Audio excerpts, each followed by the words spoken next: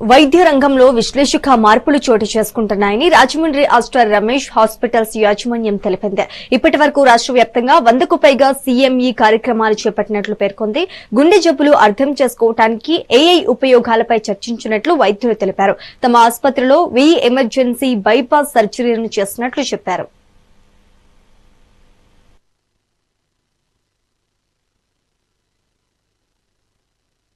ఈ టాపిక్ ఈ రోజున ఏంటంటే ప్రిడామినెంట్ గా artificial intelligence in the practice of cardiology.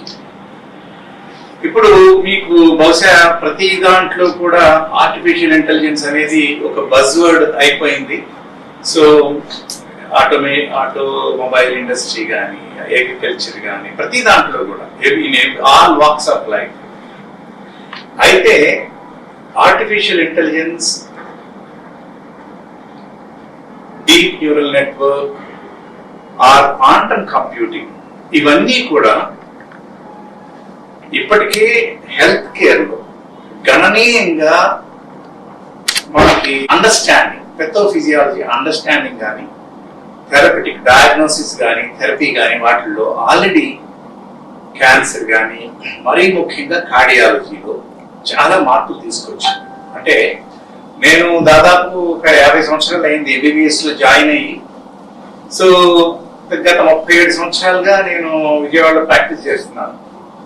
అయితే గత 5-10 సంవత్సరాల్లో విప్లవాత్మకమైనటువంటి మార్పులు వచ్చాయి. అంటే గుండె జబ్బుల యొక్క అర్థం చేసుకోవడానికి, అంటే ఇప్పుడు చాలా మంది వాకింగ్ పేషెంట్ సడన్ గా గొప్పగూలిపోవడం, హార్ట్ అటాక్ తో చనిపోవడం మీరు ప్రతిరోజు పేపర్లో చూస్తున్నారు, మీకు తెలిసిన వాళ్ళు కానీ. అది ఈవెన్ మా డాక్టర్స్ కూడా జరుగుతూ ఉంది. అది ఒక ఎనిగ్మా. అంటే ఎందుకు జరుగుతుంది అంటే వాకింగ్ పేషెంట్ అది ఏమిటి mystery of sudden cardiac death.